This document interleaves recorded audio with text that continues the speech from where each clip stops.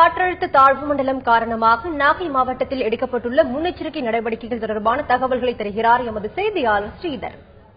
நாகப்பட்டினம் மற்றும் காரைக்கால் துறைமுகங்களில் 3ஆம் எண் புயல் எச்சரிக்கை கூண்டு இன்று 3வது நாளாக ஏற்றப்பட்டுள்ளது. மேலும் இந்த பகுதி மீனவர்கள் யாரும் கடலுக்கு மீன்பிடிக்க செல்ல வேண்டாம் எனவும் அறிவுறுத்தப்பட்டுள்ளது.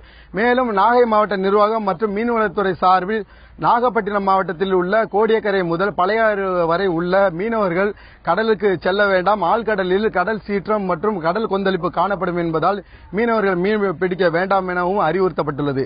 இதன் காரணமாக நாகை மாவட்டத்தில் உள்ள 2 லட்சம் மீனவர்கள் தற்போது அதாவது 3 தினங்களாக வீட்டில் முடங்கியுள்ளனர். மேலும் இந்த பகுதியில் உள்ள நாட்டுப்படகு மீனவர்கள் கடலுக்கு செல்லாமல் இந்த பகுதியில் ஆங்காங்கே உள்ள துறைமுகம் மற்றும் கடலோர பகுதிகளில் அவர்களின் படகை பாதுகாப்பாக நிறுத்தி வைத்துள்ளனர்.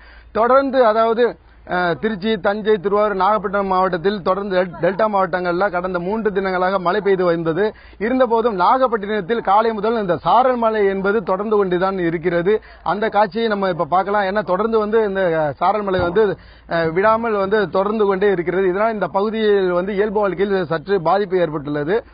மாவட்ட நிர்வாகத்தை பொறுத்தவரையில் தாழ்வான பகுதியில் உள்ள மீனவர்களையும் அந்த பகுதி குடிசைவாழ் பகுதி மக்களையும் மேடான பகுதிகளுக்கு வரவழைக்க ஏற்பாடு செய்யப்பட்டுள்ளது.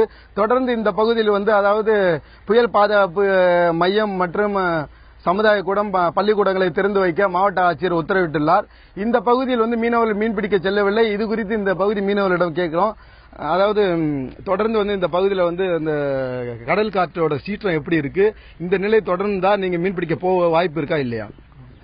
கடந்த 10 தினங்களாக இந்த புயல் எச்சரிக்கை இருந்தது. அது மீனவர்களுக்கு புயல்னாலே மீனவர்களுக்கு தொழிலுக்கு செல்ல மாட்டாங்க. இப்போ இந்த 3 நாளா இந்த புயல் மெல்ல மெல்ல நகர்ந்து சென்னை பகுதியில் போயிருக்கு, ஆந்திரா பகுதியில் கரை சேருன்னு சொல்றாங்க. அதனுடைய எஃபெக்ட், அதனுடைய விளைவாக கடல் நைட்டு நேரங்களில் காத்து பலமா இருக்குது, கடல் கொந்தளிப்பு இருக்குது. அதனால மாவட்ட நிர்வாகம் அரசு தரப்புலையும் கடலுக்கு போகணும்னு எங்களை அறிவுறுத்தி இருக்காங்க. அதனால எங்களுடைய இந்த நாட்டுப்படகு மீனவர்கள் தினசரி தொழில் செய்யறவங்க அந்த தொழிலும் முடங்கி போன நிலையில் இருக்கிறதுனால மீனவர்கள் வருவாய் இழப்பு ஏற்பட்டு முடங்கிய நிலையில் தான் இப்பொழுது இருக்கிறாங்க. இந்த புயல் கரையேறிய பின்பு திரும்பவும் தொழிலுக்கு போவாங்கன்னு தான் நாங்க எதிர்பார்த்துட்டு இருக்கோம். குறிப்பாக தொடர்ந்து கடல் சீற்றம், கடல் கொந்தளிப்பு காரணமாக மீனவர்கள் யாரும் மீன்பிடிக்க செல்லவில்லை.